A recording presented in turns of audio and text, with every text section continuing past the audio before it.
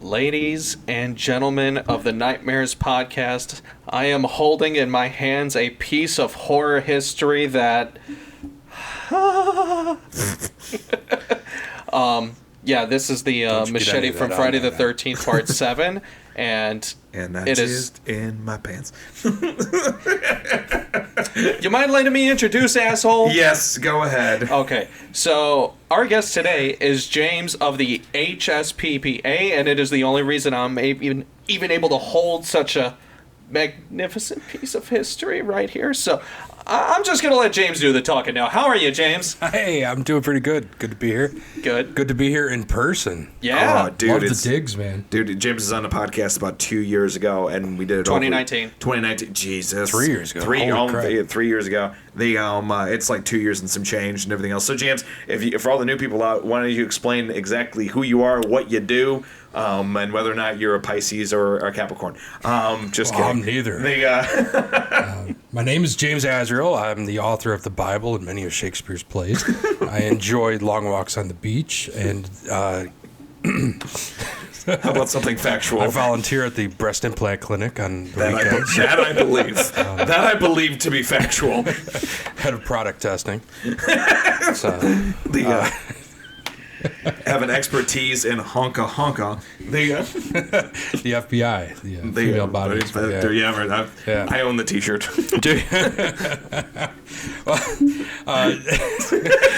How do you even seg back? Ladies and gentlemen, just so you know, this is probably going to be most of the podcast. It's just us dicking around, and this is how we end up doing it every time. But anyway, James, what are you actually all about?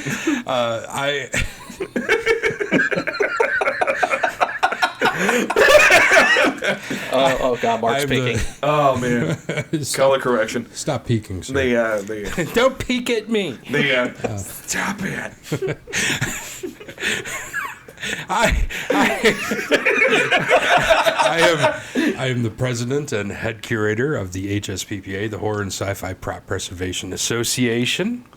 We're a nonprofit traveling museum of screen-used movie props. Awesome. And he had some awesome shit. Yeah. Fucking. I brought a whole box for you here. If anybody needs to know, this is the gun from ROBOCop, which ROBOCop 2. This is ROBOCop 2. Oh, dude, I fucking love it. Dude, I'm a huge ROBOCop fan, so as excited as he is about holding that machete right now, this is how excited I am about holding this gun. This is fucking fantastic. So that gun, its actual use in the film is when he gets his hand shot off. Okay. So that's the gun that was in the hand.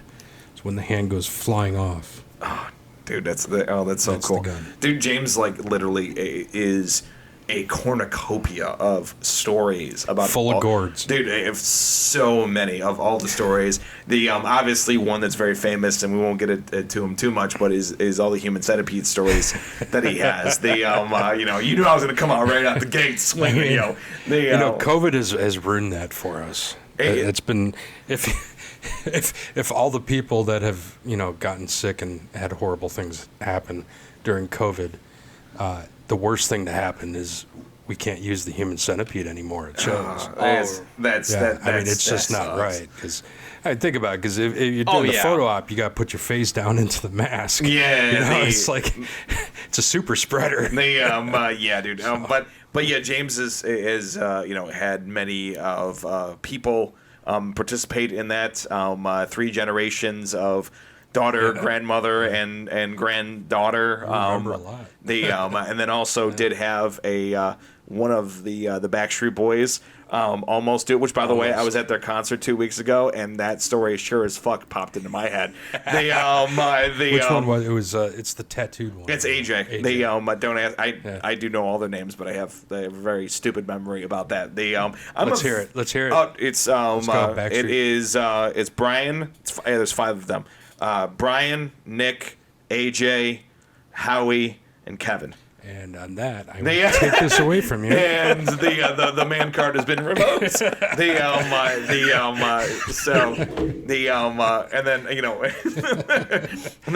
then Jason I'll Lars. back you up, man. I actually saw Backstreet Boys when they performed with New Kids on the Block. I went to the New Kids part of that. I was always a fan of them.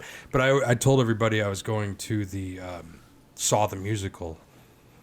Oh, okay. Starring Yeah, I mean, Detective Eric. You got to keep up reputation and yeah. everything else. But, surprise, you confessed. Oh, yeah. No, I'm Interesting. proud of it, man. New kids. Dude, absolutely. Hanging tough, man. So hey, so I know that That's the only one that looked like me in that whole crowd, too. I believe it. Please tell me you walked in with a Slayer shirt. I can't remember. This was 2012. Yeah, this was a while ago. This was their This was before you were born, man. Oh yeah. This is their oh my god. So I know that so I was gonna ask you, how does it feel to be back at the cons, man, after COVID and everything else? I mean, like, because that's your bread and butter of really showing these people and getting them excited about all the stuff you have in your collection. It's obviously it's fantastic to be out there because that's what we do. Is the whole point of what we do is bringing it out so people can enjoy it in person, see it, hold it, experience it. So yeah, being locked away from that. I mean, there's only so like showing it on. I'm waving a gun around. Yeah, it's but showing it on pictures and video and things. I mean, it's not the same. Yeah. Like, if you see the machete versus you just holding it there's a huge difference. So lacking that, it really was a bummer, really hard for us. But yeah, being back, it's been slow. It's back. I was, dude, when I saw you though, like, after not seeing you for like a year and a half and everything else, was fucking fantastic. Yeah. I'm like, oh my god, dude, it's James. And then, obviously you are across the way from Lon and Amy a lot. Who? Them. The Black Barn brand, those people. Who? Exactly. I love Lon and Amy. He's coming tomorrow actually. Is he? Yeah, Is he's coming on the podcast to promote the new thing he's doing. That monster truck thing. So. The monster truck thing. You mean the paintball? Yep, absolutely. Yeah. Hey, spoiler alert. Spoiler. Hey, Lon, I announced it before you did. That's okay. We'll just release this podcast after the fact. You're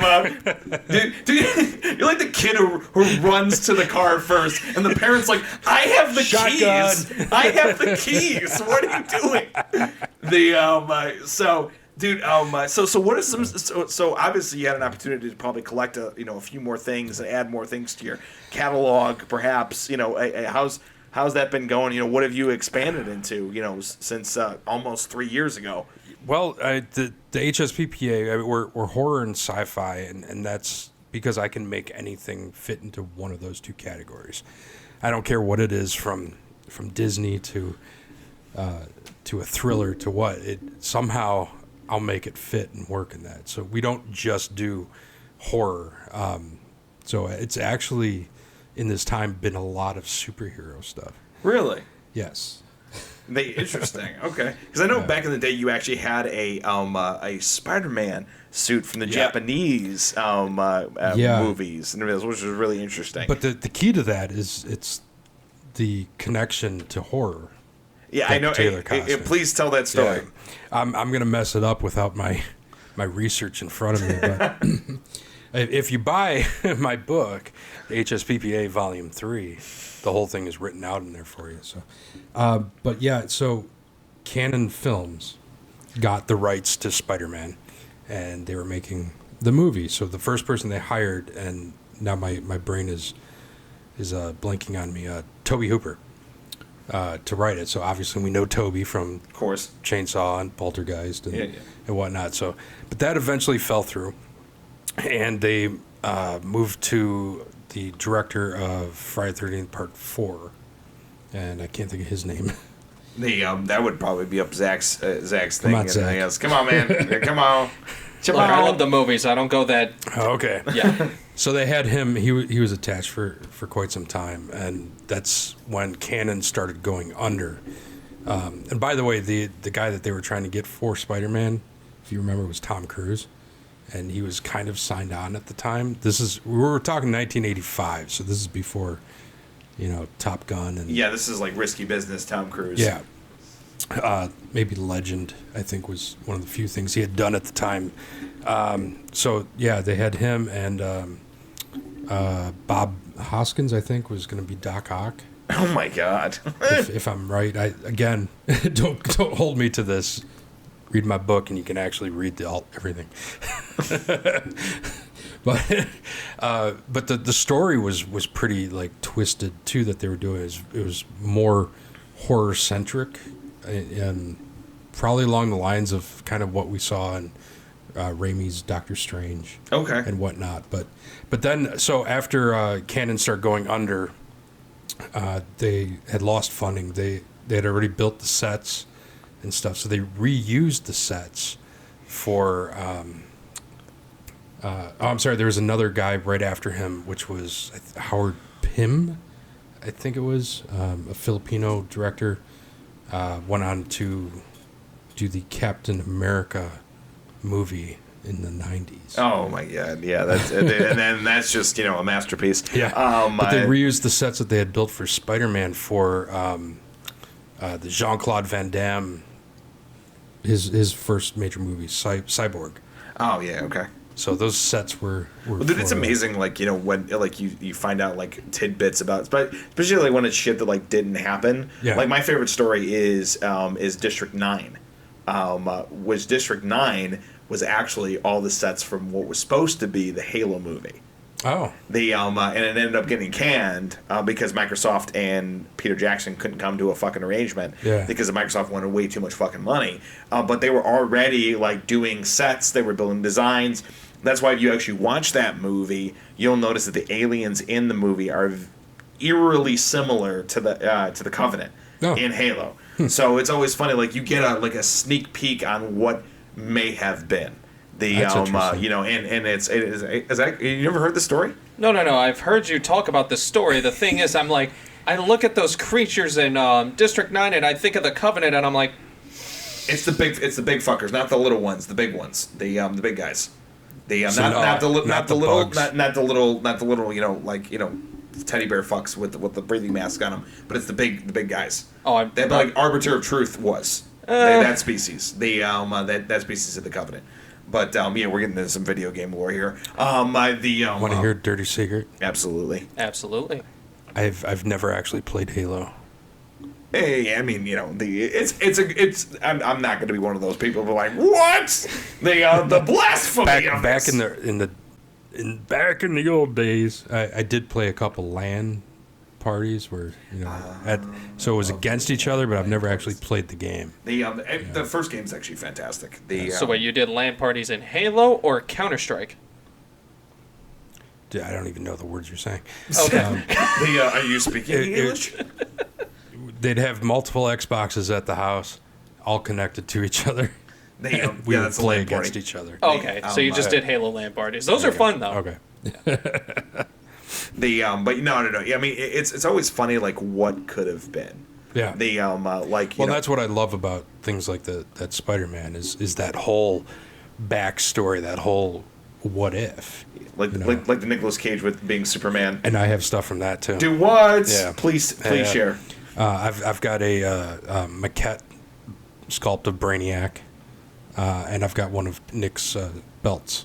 And Kevin Smith's original script, not a copy, like one of the original scripts given off to the execs. I know that obviously this is kind of a dumb question, but not a dumb question. Have you probably is? Yeah, probably is. But I'm gonna ask it anyway because I'm really fucking curious. Is it one of those situations? Come in my house, but break my shit, man. He can break all the shit he wants, just don't break his props. Yeah, no, for real. Liquid Death. The Liquid Death. So have you actually read it? Did you, or is it one of those things like you don't want to like touch it because it's worth so much money? If I was to, so no, I haven't read it. Okay, but yeah, I mean, you don't want to. Well, I know, but like grease it up. I mean, curiosity would get I mean. It's online. You can find it. I'll probably. I want to read it someday. Yeah, that would be what could have been. So what else you got in your bag of goodies, bro? Well, the thing I was waving around before. This is one of the items I've picked up during COVID. This is Alice's. Is this a SIG? No. 1911. Sorry. Yeah.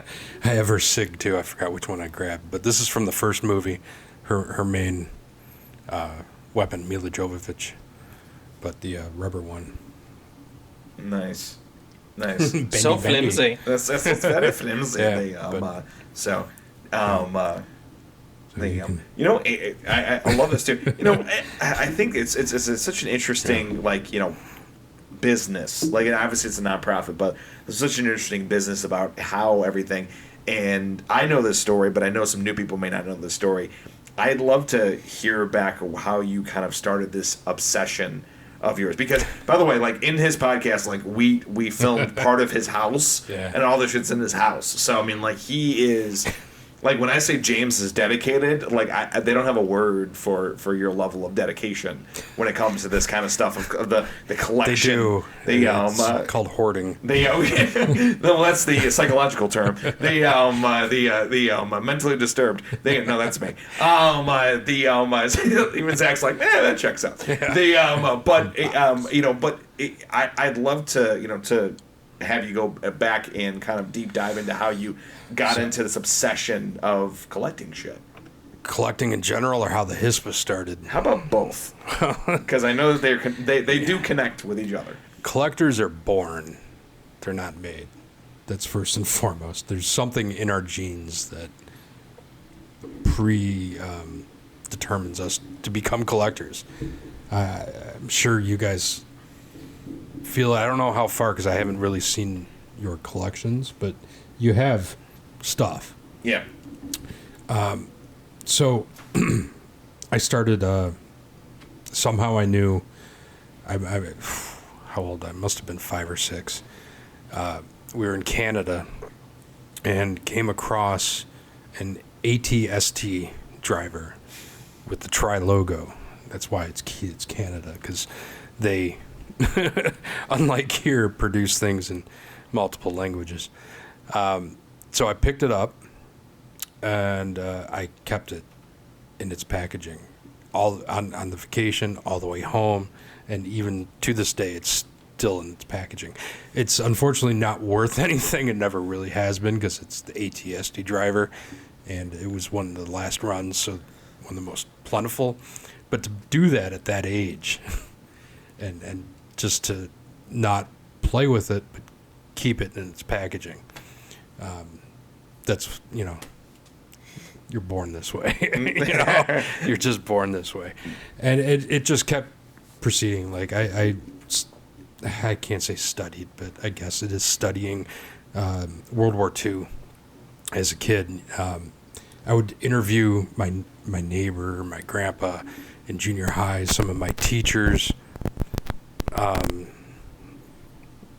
what was that? Okay. Got it, fixed it.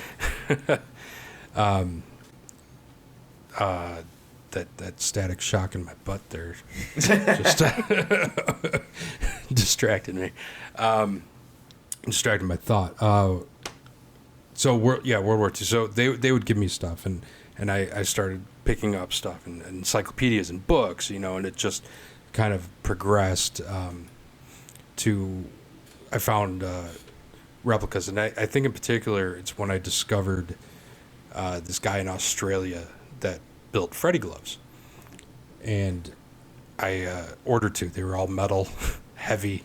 These were the actual copper pipes, not the bending like a lot of the guys do now. This is before they knew the patterns and how that worked. So yeah, it was all conduit and copper pipe and things of beast. So that's when I really discovered the replicas and got into the lightsabers and things. And then one day I was surfing eBay, and I found Jeepers Creepers stuff in auctions. And I started buying. My first item was a spool of barbed wire. I should have brought that. That should have brought that. That's one of my favorite items to play with people, because the barbs are, it's metal wire, but the barbs are rubber. So I pick it up very carefully, and then I throw it at you. That's how James makes friends. That's how I became his friend. Everybody just grabs, like, because you throw something and they immediately catch it, and then they have this look on their, like they're gonna have holes in their hands, and I laugh. And then they're friends for almost all of 3 years at this point. So When I was on Collector's Call, I had previously told the producers that story, and they wanted me to do that to Lisa. And I'm like, I can't, because I can't just throw something at Lisa. You know, but that would have been really, really fucking funny. That would have been really funny. Like, the producers weren't going to get in trouble. I was, you know. Or what if, on the outside chance, she like got the end piece where it is the metal wire, you know, and like, or didn't catch it, or, you know, who knows, whatever. It was much more fun just to put Steve Martin's Little Shop of Horrors jacket on her. Oh, nice. Yeah, that's pretty fucking cool. Yeah. So how did the organization start to blend into this obsession of yours? Pizza. Okay. Explain. Not pizza in itself, but yeah, I'd order pizza like kind of regularly, and everything is in my front room. So when I open my door, you see this stuff, and you get a lot of these. Like, what is that?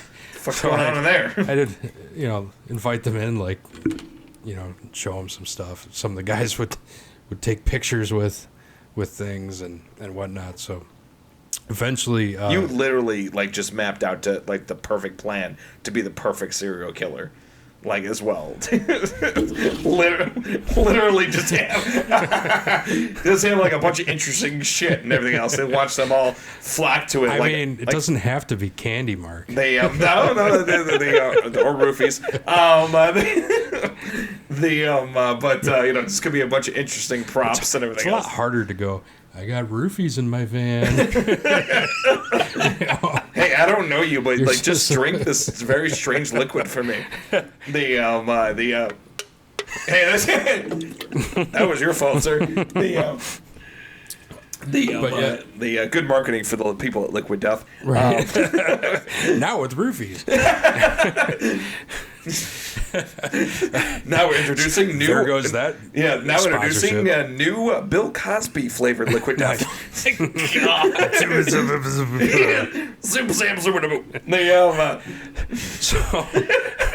So eventually, this company with a preferable cable system was coming to install and get rid of the wretched cable system.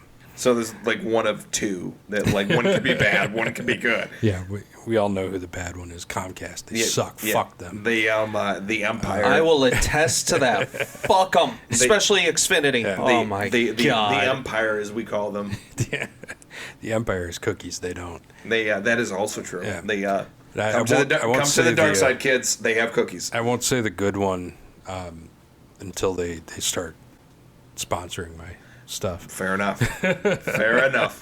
But yeah, so they show up, and they were at my house like 7 hours, and they kept calling people. I know this every time I tell this story. These numbers change because it's long ago and I can't remember, but it was something like 7 or 8 hours and 5 to 6 texts. Like, they kept calling texts, and I just kept giving them tours of my house. So the company, I don't know, like, nobody got any installations but me that day. But yeah, that's kind of when I'm like, you know, this stuff needs to be outside of closed doors. People want to see it, they love it, they enjoy it, and I'm an old road dog band touring stuff. I had a trailer still from the band, so I'm like, just load it up. And Flashback was my first show. Oh, no kidding. In 2015. Mike and Mia were the first, like, I told them my idea, and they were the only ones that, like, sort of got it, because it's a really hard thing to explain. Like, you want to do what? No, trust me. So I needed to be able to set it up and show, you know. It's a thing where you gotta see it to understand it. And they were the first ones to embrace it. And that's one of the big reasons I love Flashback. I went there for years prior to exhibiting. So it's like family. And be a guest and everything else, which is pretty dope. Flashback was my first horror convention. It's a great convention. Yeah. I can't remember if I think Flashback was my first. Because I went there like even years before I met them and everything else, and I actually met with a good family friend who's a massive horror fan and everything else, and my dad who is discernibly not. He's like I remember him leaning over to me and he's like, "There's a lot of weird fucking people here, isn't there?" And I'm like, yeah, there's a lot of weird fucking people here, Dad. It's a horror con. That's It's like my fucking my cousins in Florida when I brought down all the crew and everything else, and they're like. And they're very Floridian, so they've never been near like cities, so they're not used to people of different walks of life necessarily. And like my cousin Hallie's like one of our friends who shall not be named was had some very strange colored hair and everything else, and was very eccentric. And I remember my cousin Hallie, she's like yeah, she's kind of weird, she's like a little off. I'm like, who the fuck do you think would be running a horror network? And I remember her face just like was dumbfounded for about 2 seconds, and she's like, "Yeah, that makes sense. That makes a lot of sense." And I'm like, well, it is what it is. But it's kind of amazing. Anyway, so there. I know we're just gonna pretend like that didn't happen. Are we? Yes, we are. It's kind of amazing like how cool fucking people are at the con. Not as cool as that, but pretty fucking cool. See, James is really comfortable with us, so he can kind of just do whatever outlandish shit that he wants to do. Is your friend now going to be, now going to be taking your place? To be that? Hey, fuck you. Fuck you, motherfucker. Fuck. Fuck you too, gingerbread man. I don't know any other words he says except fuck. Yeah, pretty much. It's just awesome how fucking like kind and nice and like cool people are at cons. I mean, Yeah, the Flashback in particular, they are, and I think that a lot of that is to do with the intimacy of the show. That it's, you've got the A-list of horror, like Robert at these shows. Robert Englund, for those. Freddy Krueger, in case anybody really needed to know. Or Bruce Campbell. So you've got the A-list guests, but the venue isn't a 20,000 seat or a capacity show. It's not like Fan Expo. It's not like some of these others. It's small in the sense that everybody is in the room. Like, you're gonna see everybody, whether I know this is a bad example because of the lines they have, but he's there, whereas other cons will have them in a separate location, a separate room, everything blocked off, or everything is roped off, that the vendors, the exhibitors, the guests are all together. So you all experience in the same way. Yeah, and it's, and I think I talked about this with other guests as well. But, one of the biggest surprising things is obviously my girlfriend Sarah, who has a piece of artwork behind you, is trying to get into her first con. And just... I'm not falling for it. I know. You almost did it. Not but the thing that surprised her the most, and it kind of almost got reaffirmed for me, was not only how nice people are, but how willing they are to help. Yeah. And like give advice and just be there and be like, oh my god, yeah, like this is probably what you want to do, and this, and I don't think, and I've been to a couple other cons in my life, I don't think I've ever seen a community that goes that far. Yeah. Like, people are nice and they're sociable and they'll chit chat with you and everything else, but like to actually like tell you, hey, this is how you like to give advice, and like, oh, I want to get into this. Oh, well, cool. Let me tell you how I got into it, and and then maybe you can move on that same path and everything else. and it's crazy, you know. And I watch you too, and how you move in the crowd, and how you literally just walk up to somebody that's just watching. Like in other situations, people will be like, I'm the exhibitor, don't talk to me. My art speaks for itself. And then you just walk up with a fucking gingerbread man, and you're like, You should see some of the crazy shit. Here's my baby. That's how you also make friends. I've done, not necessarily with Gingy here, but with other items like the Tusk puppet. Yeah. It was a little harder to access at this show, but when I've had it in hand, I'll like bring it up behind somebody and just hold it there until they look over. And then especially if he's had a few captains, he gets real friendly. Then narc. I have his stunt arms. They're insert arms. This is a Gingy from Ginger Dead Man 3, by the way. Saturday Night Cleaver.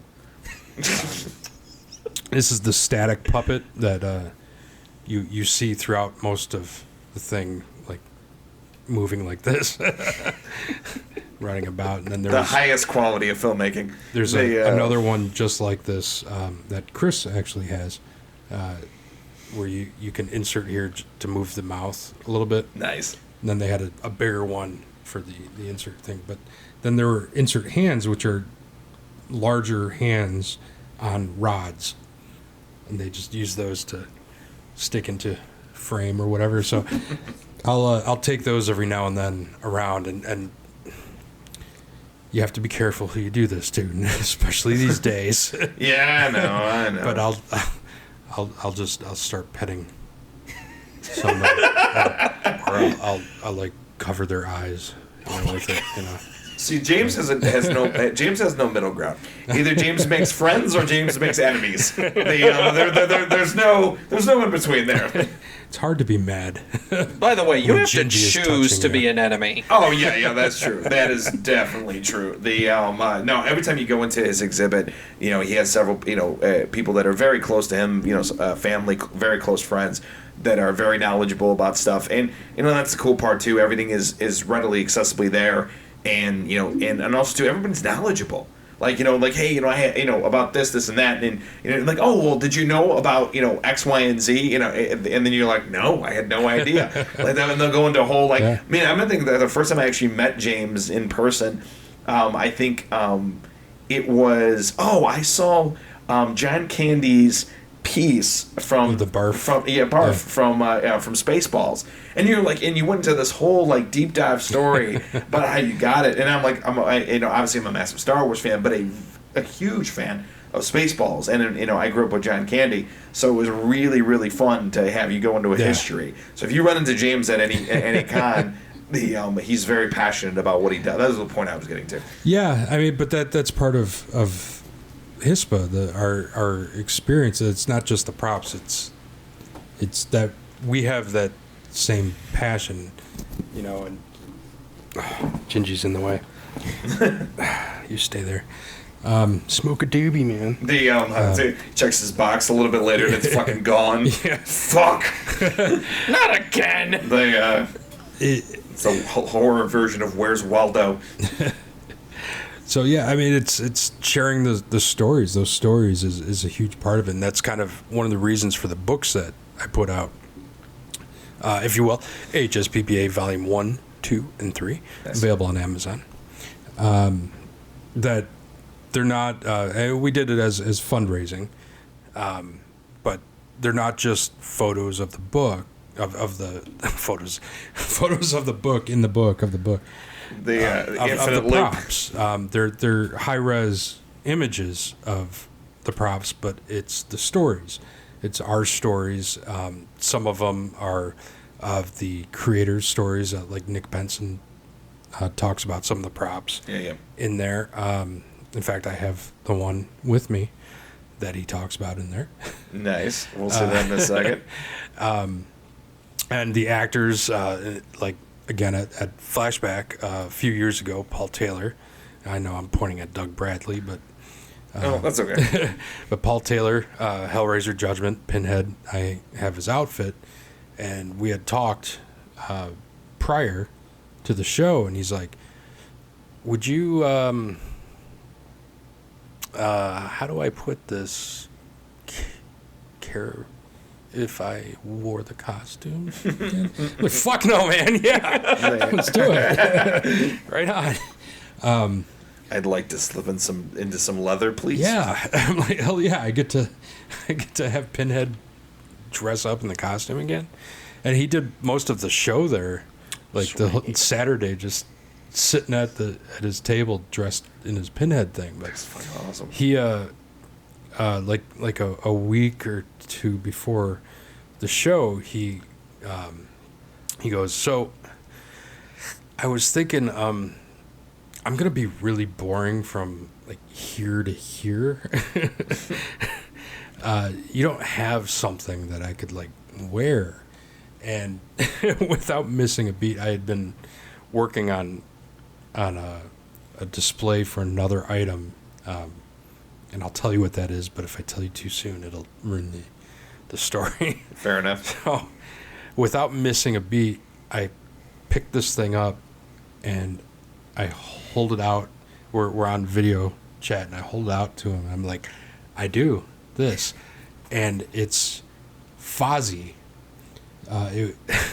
So I have Fozzie's Elvis wig and glasses from the Muppets Dot TV series that came out a couple years ago. Oh my god, that's amazing. So I'd bought a baby onesie, Fozzie onesie, that I cut up to put over a mannequin head so I could put the wig on it. So it had Fozzie's fur instead of a human mannequin.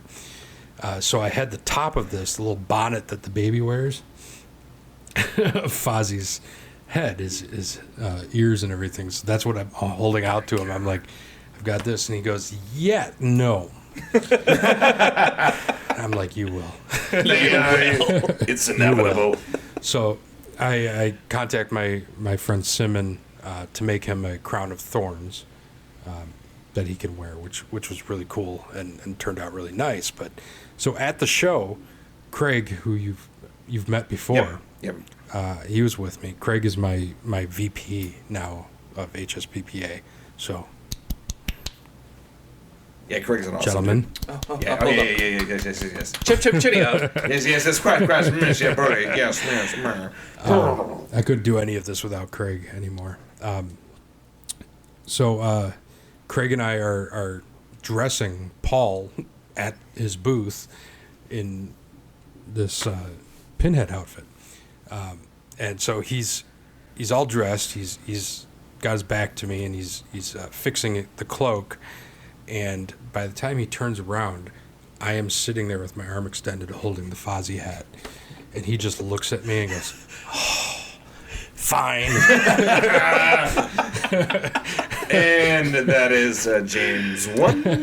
So I have pictures of him dressed in this with the Fozzie hat, and he's holding the box and everything.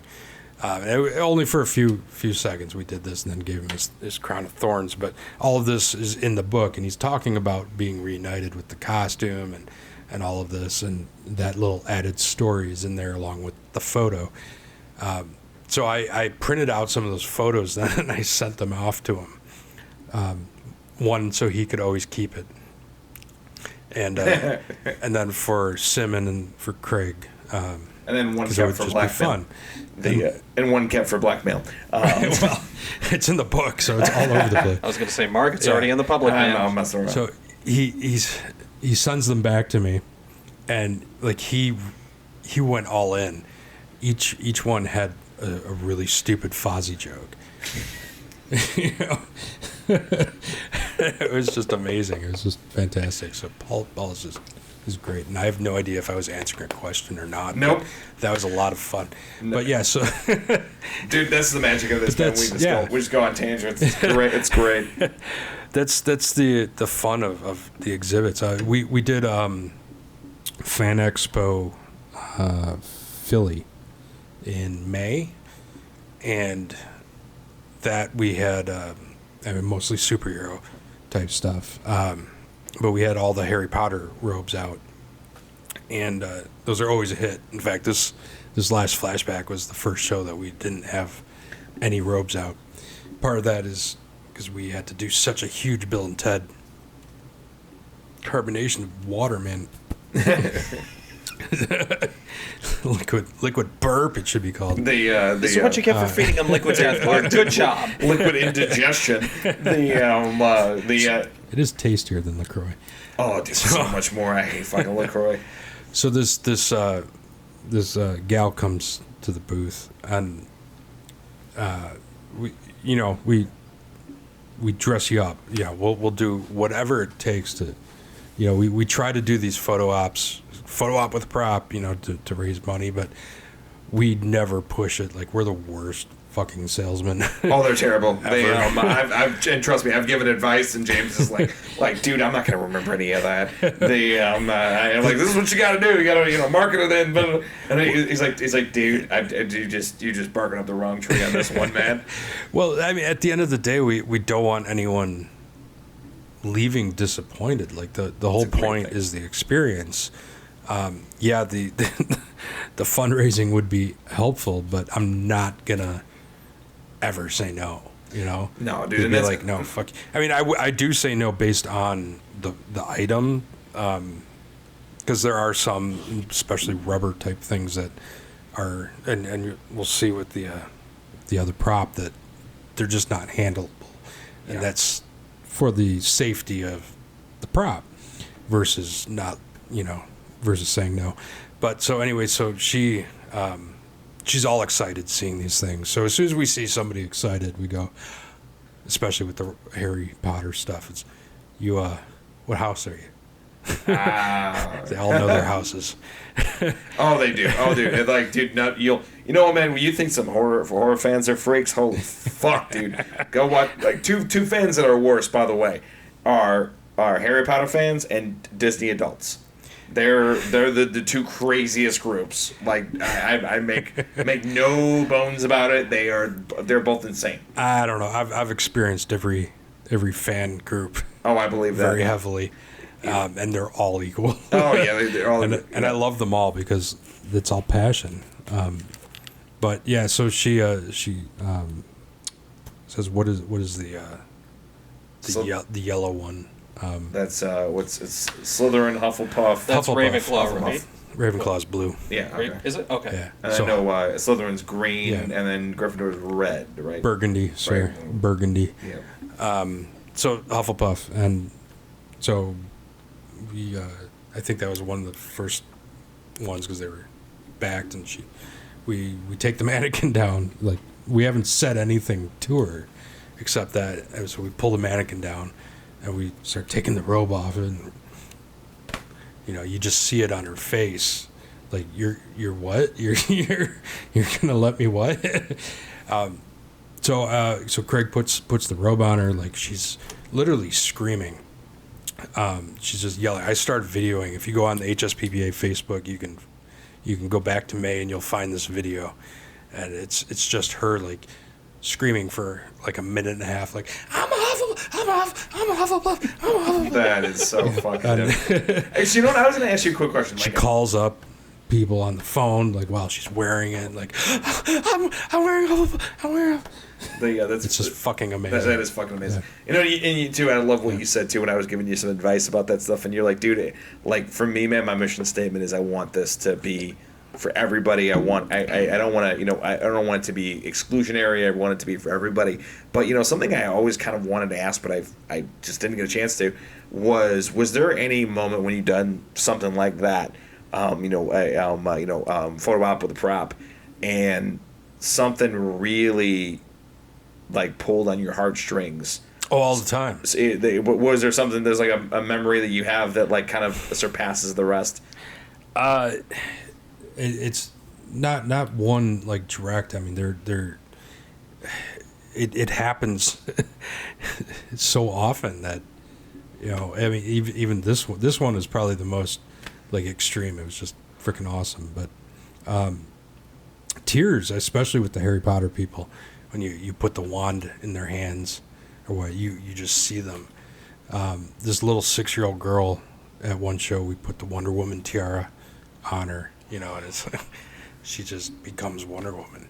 So, Dude, that's awesome. They yeah, because I mean, like, you know, you're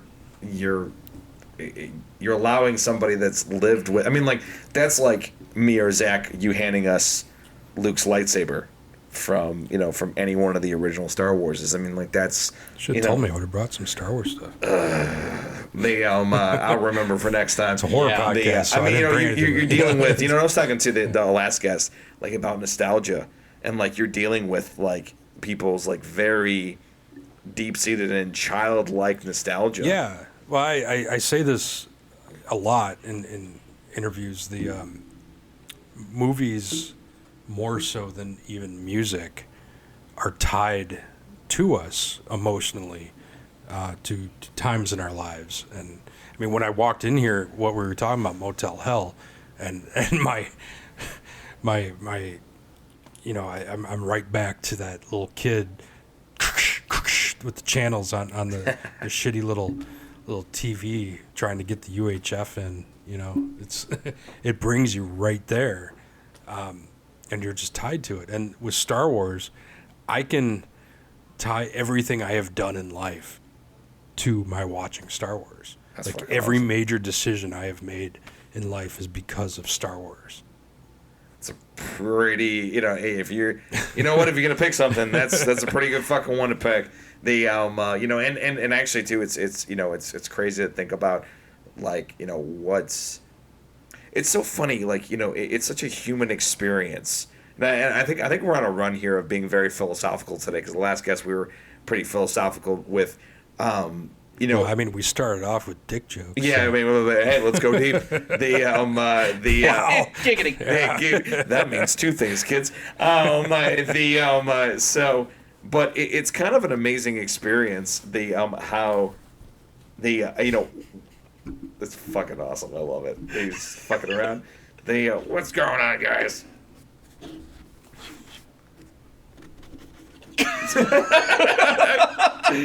Oh my god.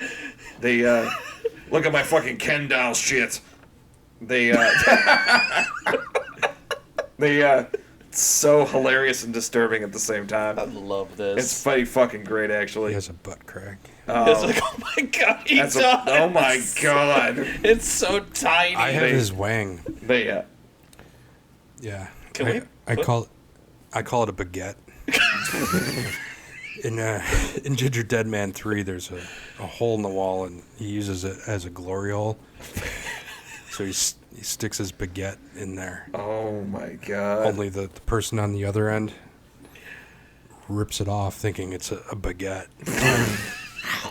You just say gingerbread dick. Yeah. Back to, Spoiler alert. Yeah, spoiler alert, exactly. So I didn't want us to be too deep, too serious. Deep, yeah. But it's just this is like, happy deep. But, like, it's just amazing how some things, some items and everything else mean nothing to one person, but mean everything to another person. Like, it's pretty fucking insane to, like, there's some people out here that have no idea what the fuck this is. No idea, no clue. But it means so much to Zach and I. So I mean, it's Friday the 13th movie ever made. Yeah, dude. Oh my, but, like, it's just amazing, like, how you see, because if somebody's not a Harry Potter fan, they're not gonna give a fuck about about the cloaks. But somebody who grew up with the books, like, that's everything. That, like, that's the kid who was like bullied for being a nerd, and, like, and they escaped into Harry Potter and felt like they belonged somewhere. Oh yeah. Like, yeah. I mean, that's a very fucking visceral thing. Yep. And for you to, like, give them their robe and, like, you handed them a gift there, so it's fucking wild, man. They instantly have become part of the movie, part of the world that they love, and that's what this stuff does, I mean, this is a rubber gun, and I'm just using it because it's in front of me. It's just a rubber gun, but if you're deep into Resident Evil, and in particular Mila Jovovich's Alice and whatnot, when you pick this up, I mean, you immediately are thinking of every scene that Mila is wielding this, and now you are. Yeah. like fucking. you did with RoboCop. I know, dude. I mean, like like to so many people, like this would mean nothing. But like, I was fucking. I think I was 11 when I saw RoboCop for the first time, and and it's also too is I think it was up until that point one of the most violent movies I'd ever seen. And up until that point, I saw other shit later on. Probably very shortly after, because I'm like, I like this. I'm gonna go see what else is out there. But for an 11-year-old to watch literally him get completely fucking eviscerated by shotguns and get his hand blown off by Red Foreman was quite something. The first time I saw it, I didn't make it past that opening. It's such a it's one of those things that it's so insane it hypnotizes you. Yeah, it's like the opening scene of Jaws. Like, it's so insane, that's going on. It hypnotizes you, and you're like, holy fuck, I'm in this. Except Jaws is PG. Which is a miracle all by itself. That's before Steven Spielberg came out with fucking Temple of Doom and came up with the PG-13 rating. Which even that, I'm like, you ripped a dude's fucking heart out and then lit him on fire. Hey, it's don't awesome. fuck with Callie Ma. God, I love that movie. Dude, that movie's so fucking wild, man.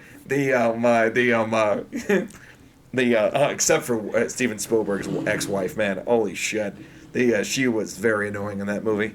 I still love that Family Guy joke though. Like, you only in movie because you're screen director. God, I love that. God bless Family Guy. But anyway, what else you got in your bag of goodies over there? On what you were talking about with what people see and what it means to somebody and whatnot. So what I'm holding, I'm going to bring this to the camera because it's probably really hard to see from distance, but it's a fucking wire. Yep.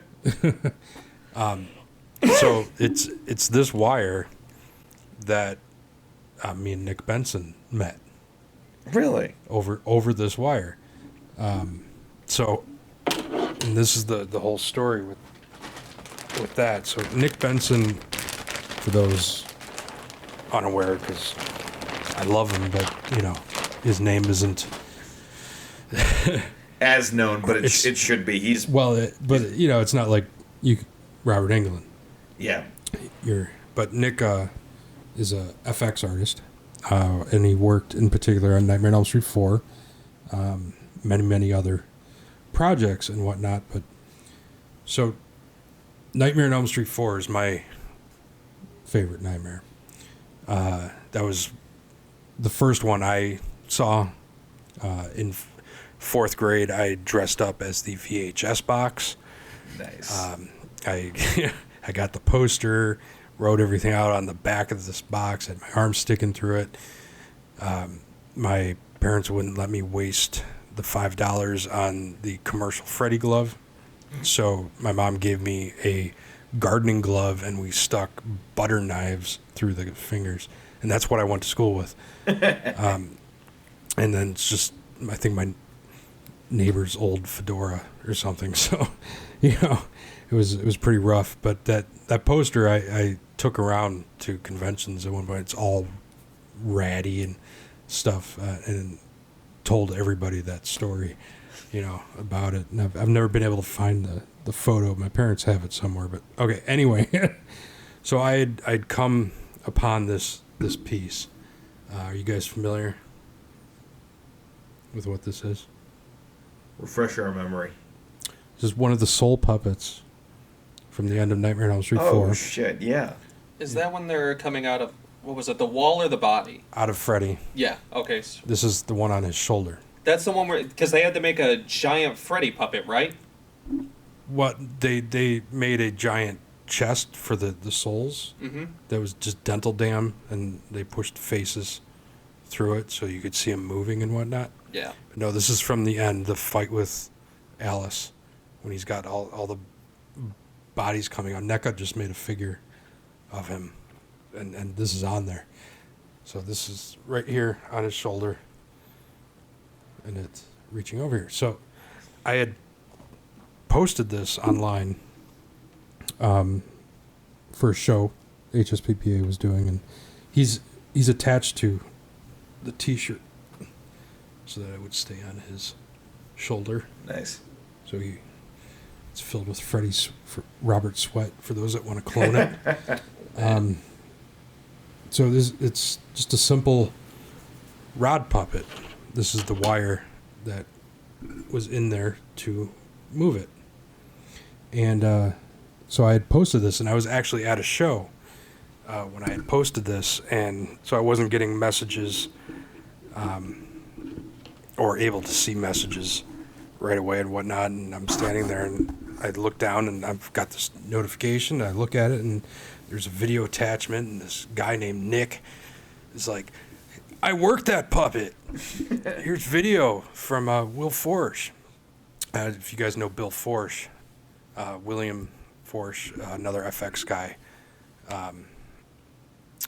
He took a whole lot of home movies when he worked on Nightmare 4, and you can see those. So one of those is Nick puppeteering this. So Nick tells me this whole story about this puppet and this wire, and how during it the wire had punctured through, because this is just foam latex and like pantyhose on there. So the wire had poked through and turns out was actually stabbing Robert. Oh shit. So some of those screams were real.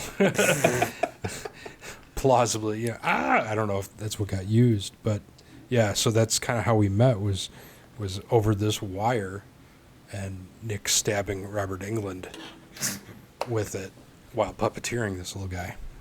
That's awesome. fucking awesome. I love shit like that, Yeah. man. So that's like one of the most important wires in my collection. It's like, yeah, dude, it's funny. Like, and I imagine, like, besides Nick though, if you had any other stories too, and obviously you mentioned Hellraiser earlier, any other stories where people who have worked on these sets and like, or maybe any actors that have come back and been like, oh my god, I haven't seen that in 25 years and this and that, and and it's crazy that you have that. It doesn't happen a whole lot, just because conventions are conventions, and it's hard to get away. Oh, absolutely. I'm not even the person sitting there like restricted to my booth, like a vendor or the celebrity signing, Yeah. and I can't get away to go do things. So I get it, and then also, especially at the bigger floors, if they're walking the floor, that just doesn't pan out all that well usually. But yeah, I mean, some do, and it's really fun when they geek out. At Fan Expo in Philly again, Jason Mewes had come by, and he's a huge Smallville fan.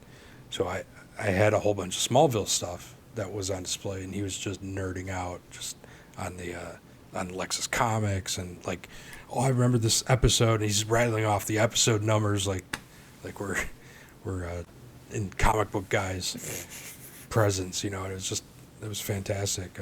But at the same show, I had a verse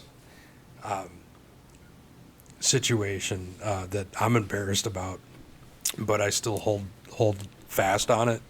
Oh God, Brian O'Halloran, Clerks.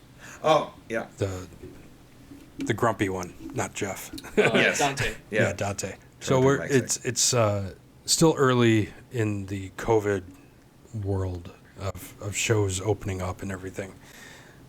So face masks are on and whatnot. But so I think it was Sunday morning, so it's slow. Doors hadn't opened yet either. But everybody's kind of groggy and whatnot. And so Craig and I are sitting there.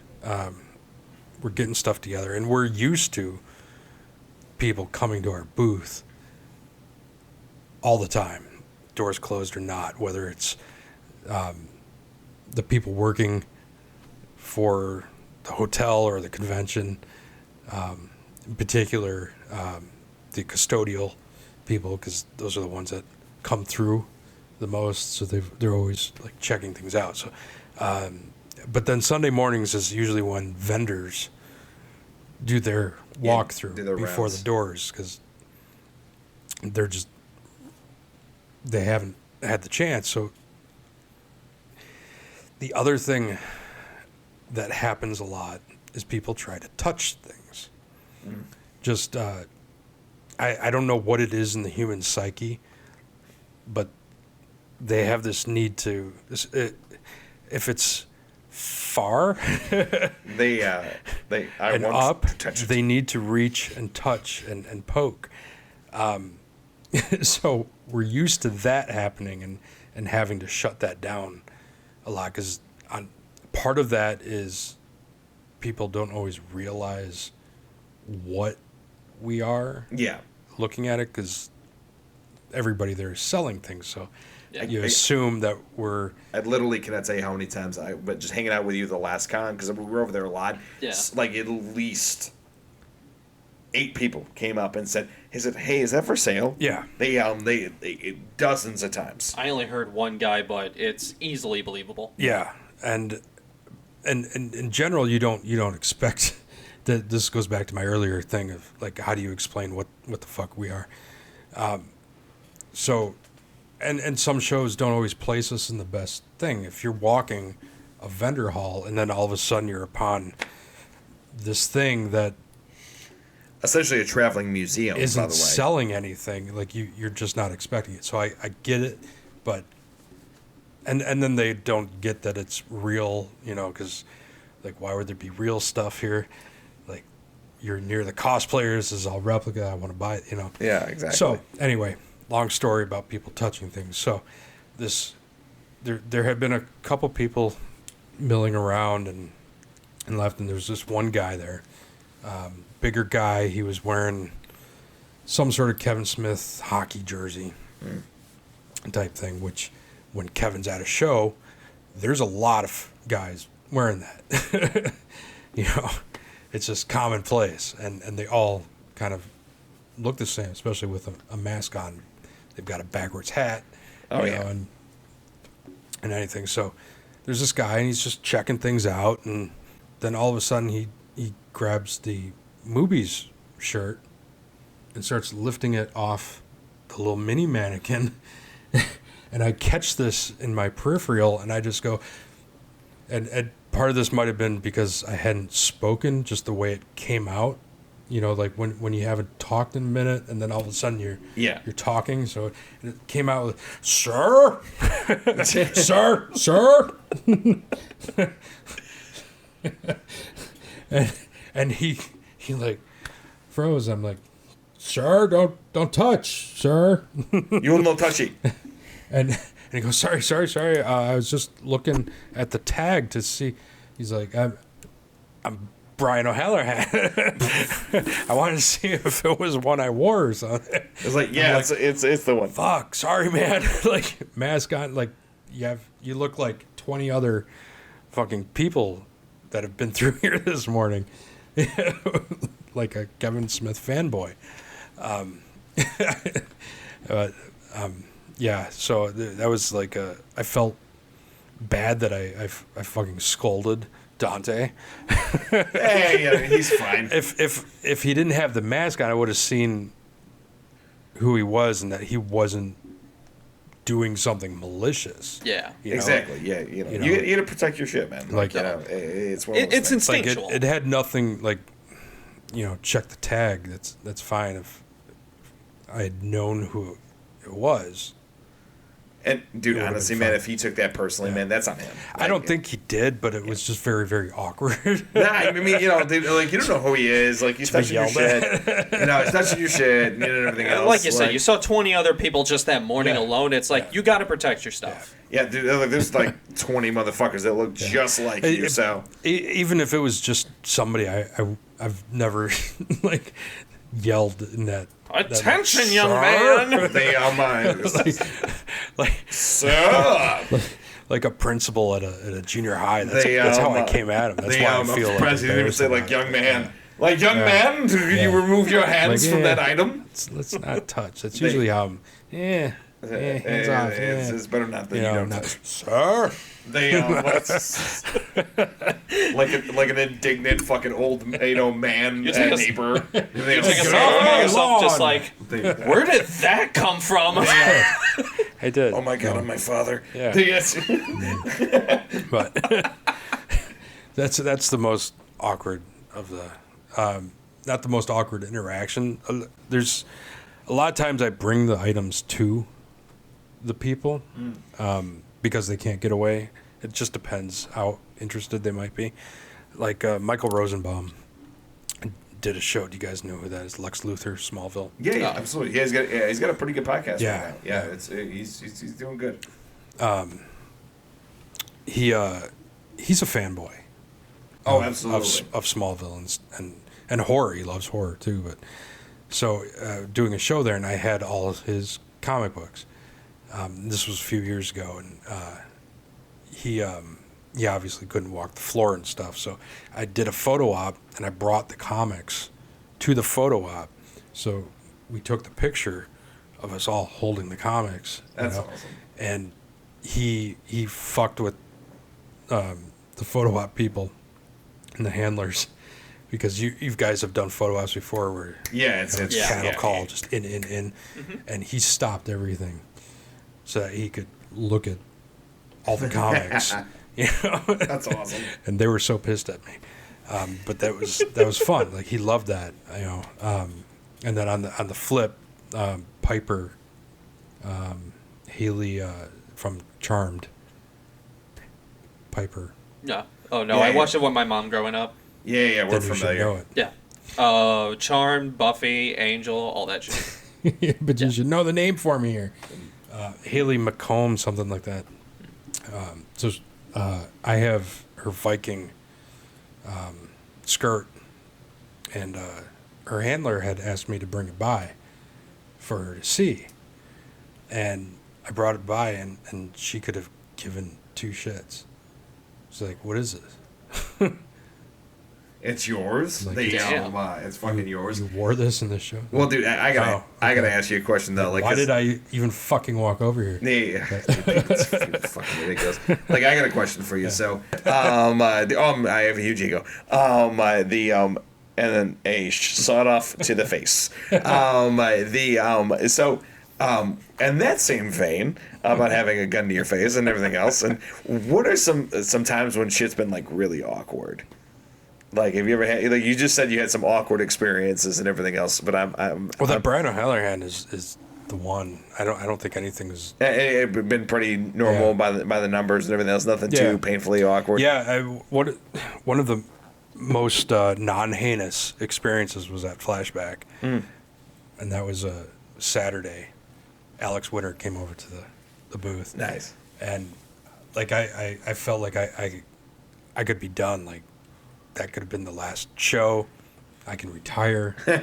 I've got all my championship rings. There's not going to be anything better than this, because I got to play with my Bill and Ted toys with Bill. That is pretty cool. And we went through all the stuff, and like, he hadn't seen an original Excellent Adventure script since shooting. Wow. And he telling stories to me about some of the props and how they were used or not used, and things like that. So yeah, I mean, that was fantastic. And he's standing there. You remember I had all the the mannequins there, and he's like, "You made me taller." And I, without missing a beat, I said, No, that is exact. See, the mannequins, a lot of them are raised a little on their feet. I spent time, sir, Googling your memeasurements. Everything is exact on that mannequin. I wouldn't know how to respond to that. be like, I don't know how to respond to that. I don't know how I feel about that. That's a little weird. That's definitely a little weird. It's like you and Ginger are gonna go fucking knock over a 7-Eleven together. Fuck yeah. So What are your last two little things there, sir? Well, I mean, this has been sitting here the whole entire time, yeah. You know, this is an actual unfinished Uber Jason Hawk.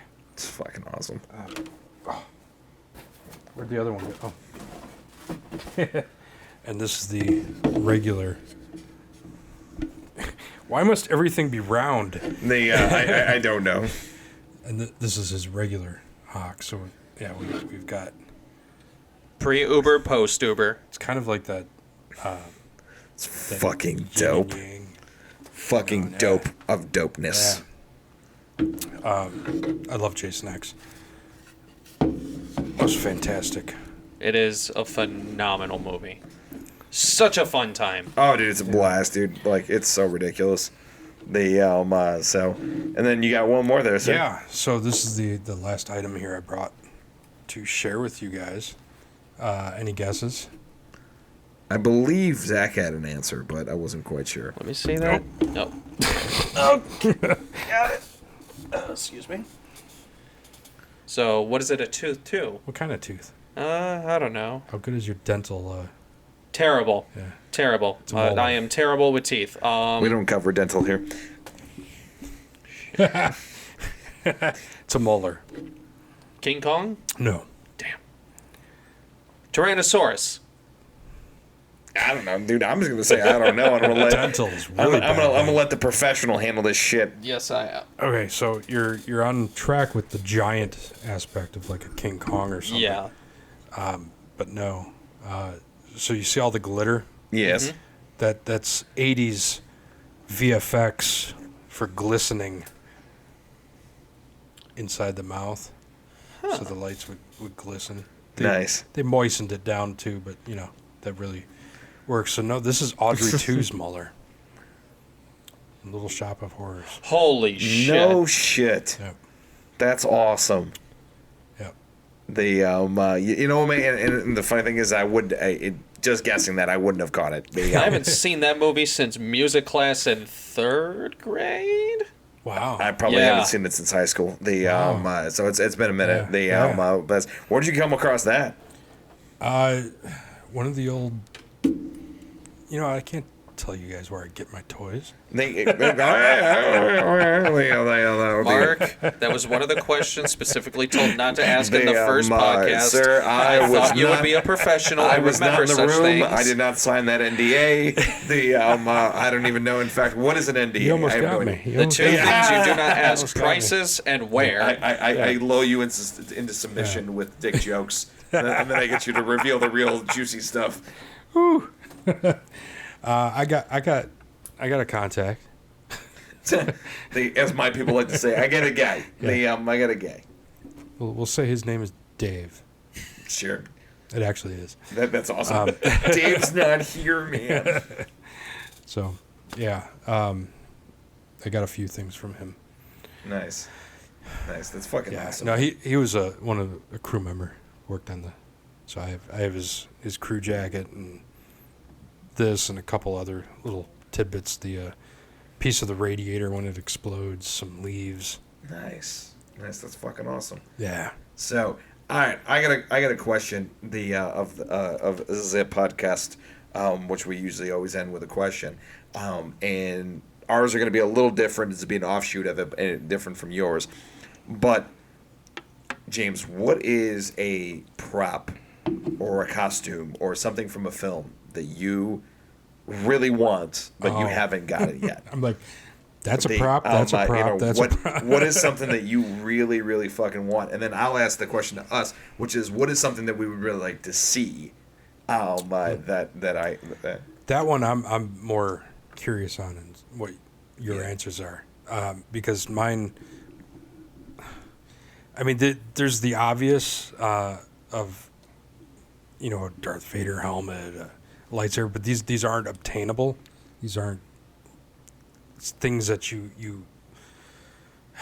They're in the fucking Smithsonian, so. No, they're in the Lucasfilm archives. Yeah. But the one, you know, we're getting into a whole nother podcast about the fakes and the bullshit out there. Yeah. Note to ask him to come back to the future for that specific podcast. Yep. Most lightsabers are bogus that are being sold in auctions because it's in the LucasArts or Lucasfilm archives. But yeah, I mean, there's a whole. We've got the research on it. There's a few here and there, and when the legit ones do come up, because when you go to movies, that old things did get out and whatnot. But you're looking at Star Wars. Star Wars is the most precious material on Earth. Yeah. Oh yeah. If you weigh it out, a plastic stormtrooper helmet, from the first movie, that weighs like 3 pounds. Wow, Jesus. Just sold, I think, for like $300,000. Only? Yeah, That's maybe still a lot of more. fucking money, man. It's a house. Still, though, I'm... Yeah. The X-Wing model that was in the movie for like 2.5 seconds sold for 500,000 pounds, which with the fees and everything, you're looking at probably about $700,000 or more. I mean, with 700,000 pounds, not dollars. I'm not going to do the conversion rates. Nor would I hold you to that standard, sir. Nope, you don't have to. So we get it. It's not a feasible thing, Yeah. What would you rather have? A stormtrooper helmet or a house, Yeah, it's true. like, True, but a dream item of yours would be anything from Star Wars. Yeah, I mean, I have stuff from Star Wars, and that's the thing. I'm very happy with the pieces I do have. I have the lander of the 4-foot. It's weird saying 4-foot miniature, but 4-foot miniature Millennium Falcon from Empire. So when it lands on Cloud City. Oh, that's awesome. So I have one of the skids, one of the sleds. But yeah, it'd be really awesome to have the Falcon. But I'm happy with. We're happy with the sled. Even a piece. Yeah. Even a piece of history. And because even that little piece means something incredible to me. But yeah, it's. So when that question comes up with the what is your Grail, what is your thing? I mean, there's those, but they're there. It's just not something I'm gonna get. Yeah. Because it's not. I'm not going to spend that Fair kind of enough. money on something like that. So it's unless James wins the lottery. well, I mean, even then, like it's the logic of it. Oh yeah, the logic is that eventually logic is gonna catch up to fanboyism. This one popped into my head, and I don't know why. And you may not even ever have a need for it because it didn't even fit in your category. But any pair of dice from Guys and Dolls, the movie, with Marlon Brando and Frank Sinatra. I don't know why I would want you to have that, but it's something that I would love to see and have be able to look at. I don't know why. I don't know why that particularly popped in my head. I think because we're talking about shit, and then also too is and I take that back, and then also literally anything from Star Trek Next Gen. The anything of like significance, maybe maybe like a Borg costume. A Borg costume I would love to fucking see. So there's a VIP fan auctions that I do some consulting with. Okay. I have Star Trek auction that just started on the 18th. I don't know if there's any Borg stuff, but there's a lot of Star Trek Next Gen, a lot of Deep Space Nine, and Voyager stuff in there. What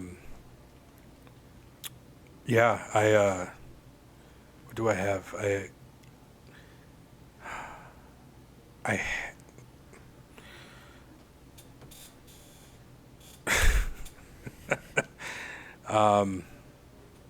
No, it's not Next Gen. I don't have a lot of Star Trek. Star Trek, you get into it's not quite to the levels of Star Wars, but it's up there on the same basis.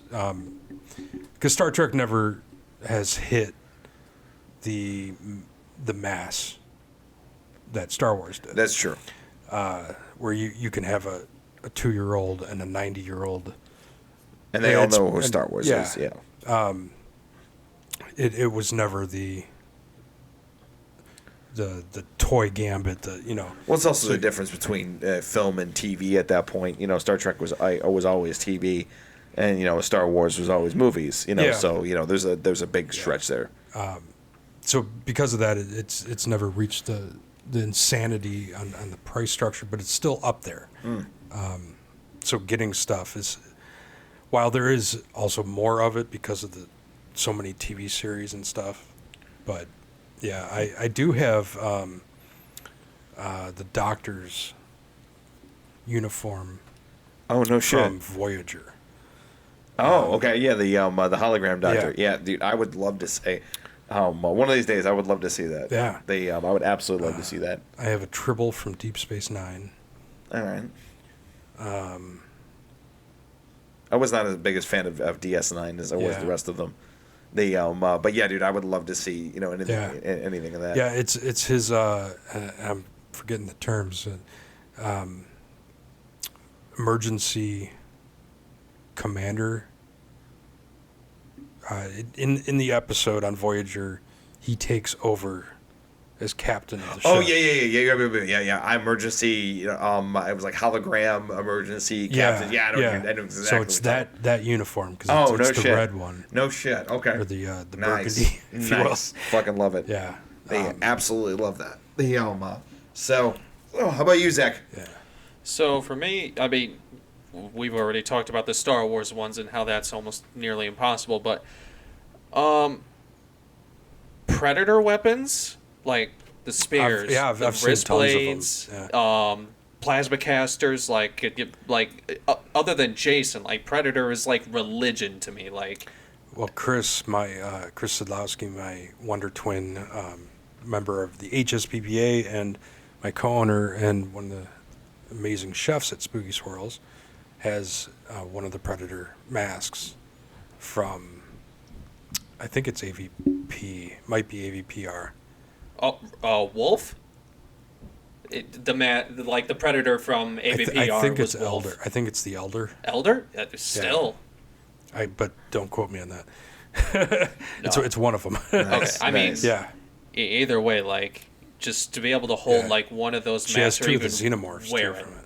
The xenomorphs too, I'm a huge fan of, but Predator is always. She loves Alien. Yeah, Alien and Predator are like so. My holy trinity, as I like to say, is Star Wars, Alien, and Predator. Like I those were my biggest favorite things growing up as a kid, with Jason coming in pretty damn close behind it, and Freddy and Pinhead and all that. But those three in particular is just such a deep part of my childhood. Yeah. And I love them to death. All right, James. Well, you creepily have Gingy over there blocking my view. And having some kind of weird fucking spasm. So why don't you and Gingy, first of all, show his Ken doll, and then tell the nice people where they can find you on social media and on the onlines. We should do an entire podcast as puppets. I am not against that. I'm not against that either. We can do that when we talk about fake puppets and that whole industry. Yeah, fake props. Everybody just gets a puppet in their seat. Back in the band days, we would joke sometimes because you get crowds where it just didn't matter what you did. We're like, what if we just played the CD and we came out with the Kiss action figures had come out like recently at that time. We're like, we'll just hide behind the drum riser with our Kiss action figures and just pretend, like fucking amazing. The MTV called it the best show they've ever been to. I'm sure somebody would. God, find you guys that really looked like mini Kiss. Anyway, so yeah, on to your social media. So HSPPA, everything Instagram, Facebook, and apparently the Twitter, as well as HSPPA.com. Craig has been killing it with building and keeping our website going with photos and up to dates, and you can actually get an email list now, or join the email list on there now. So there's that, and the books are all on Amazon now. I no longer have physical copies, so you have to go to the Amazon, HSPPA Volume 1, 2, and 3. And right now, I am working on something. I love this high-tech graphic placement. Yeah, exactly. Is it gonna focus? I'm gonna have to photocopy this thing into the photocopy it in there. podcast. We had enough 3D last night. Yeah, about as corny as Friday the 13th. I am currently writing a book. This was my COVID project, although I've been working on it for about 25 years. It's called the Lobo Fragpendium. It's a compendium about Lobo, detailing his entire 40 years in DC Comics, and it'll the written part brings you through it, and the part that I've been working on for like 25 years or whatever, I can't do math right now, since I started collecting, basically, is Lobo has his series had 64 issues, but he's been in 1,200, 1,300 comics. So I have tracked down every appearance that he's made in the last 40 years and logged it all. So there's a complete appendix that'll have the cover and then all the details of artist, writer, inker, penciler, dates, and all this. Do you have it labeled in like chronological order and stuff like that, or order by release? Yeah, it'll be by date. Okay.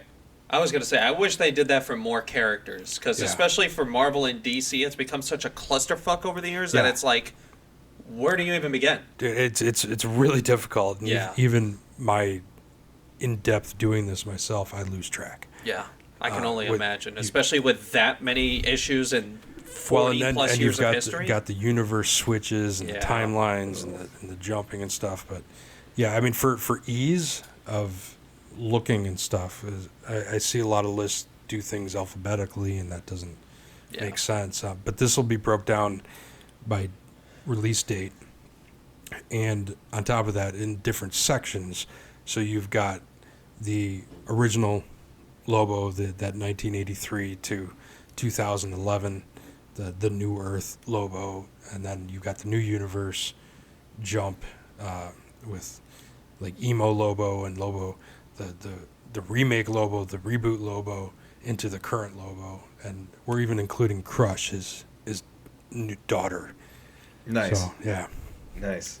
Very, very awesome. Yeah. All right. So it's gonna be great, and we've I say we, so Danny Romero is doing this with me. She's doing a lot of the graphic work on it, and so that's the we when I say we on this. But I've gotten involvement from a lot of the creators, and rest his soul, Alan Grant. I believe this is his last interview that he did. So that's fucking awesome. Yeah. Peter David is involved. We get into the whole Lobo versus Wolverine thing. Bernard Chang, Riley Brown, Art Baltzer, and Franco talking about Coach Lobo. So yeah. So it says coming soon on here. Do you have a general release window, or just when it's done, it's done? So my timeline is clicking fast. I want to do a Kickstarter maybe in October. Okay. The book needs to come out in 2023 because that's the 40 year. Okay. And in particular, May or June. That's the target because that's when Omega Men #3 came out in 1983. His first appearance. Nice. Right. So watch out for that Kickstarter. Yeah. So thank you so much, James. Yeah, man, thank dude. you. Dude, it's always a pleasure to have you on the podcast, brother. So thank you so much for checking out this episode of the Nightmares podcast as James gives up the devil horns. Maybe today. opposed to mine, which is not today, Satan. Which is fucking awesome. So thank you so much for checking out this episode of the Nightmares Podcast. Thank you, guys. You can find our podcast everywhere where podcasts can be found. YouTube, Anchor, Spotify, a bunch of different other apps. And then also too, if you are watching this on YouTube, if you would be so awesome to stab that like button, shoot that subscribe, and click that little dingy bell to be notified every time we drop amazing content just like that right here in MHN. Also, more importantly, and then please follow us on social media. You can find us on Facebook, Instagram, YouTube, and Slasher, the app for all things horror. Thank you so much. We'll see you next time on the Nightmares Podcast. Bye, guys. Bang, bang.